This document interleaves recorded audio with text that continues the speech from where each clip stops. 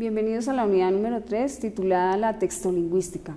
Esta unidad tiene como propósito identificar las características y propiedades del texto para desarrollar la competencia escritural y la de producción textual en los estudiantes. También abordaremos las estrategias metodológicas relacionadas con los niveles y categorías de la producción textual, así como los diferentes procesos que debemos llevar a cabo para desarrollar en los estudiantes la competencia escritural.